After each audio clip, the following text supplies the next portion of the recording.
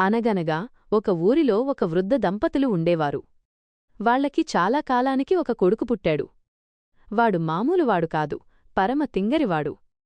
తల్లిదండ్రులు వాడిని దారిలో పెట్టాలని ఎన్నో పెళ్లి సంబంధాలు చూశారు. కాని మనోడు అది బాలేదు, ఇది బాలేదు అని వంకలు పెడుతూనే ఉన్నాడు. చివరికి వాడికి తగ్గట్టే, చూడటానికి చాలా వింతగా ఉన్న ఒక అమ్మాయిని నచ్చి పెళ్లి చేసుకున్నాడు. ఊరంతా వద్దురా బాబూ, ఆ అమ్మాయి చాలా వింతగా ఉంది అని చెప్పినా వినలేదు. పెళ్లయ్యాక అసలు కథ మొదలైంది.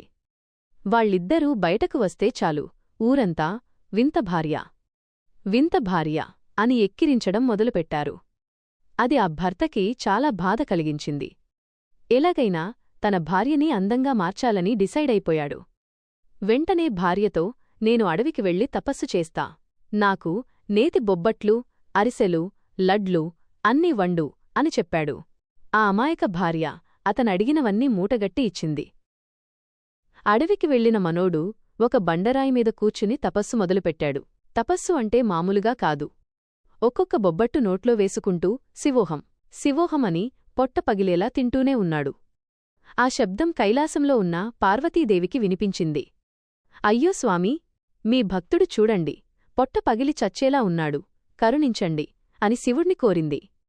ఆ అమాయకత్వానికి ముచ్చటపడి శివుడు ప్రత్యక్షమయ్యాడు. ఎందుకు నాయనా ఈ వింత తపస్సు అని శివుడు అడిగితే, స్వామి, నా భార్యను చూసి అందరూ ఎక్కిరిస్తున్నారు, నాకు అది నచ్చట్లేదు అని చెప్పాడు. సరే, ఏం కావాలో కోరుకో అంటే, ఆ తింగరివాడు ఇప్పుడు నాకేం గుర్తురావట్లేదు, ఇంటికెళ్ళి కనుక్కుంటా అన్నాడు. దాంతో శివుడు నవ్వి, సరే, ఈ 3 మాయారాళ్లు తీసుకో, వీటితో నీ 3 కోరికలు తీరుతాయి అని వరమిచ్చాడు. ఆనందంగా ఇంటికి వెళ్లిన భర్త భార్యకి విషయం చెప్పాడు. తెలివైన భార్య, మనం పేదవాళ్లం కదా, ఇల్లు, డబ్బు కోరుకుందాం అంది. కాని భర్త వినలేదు.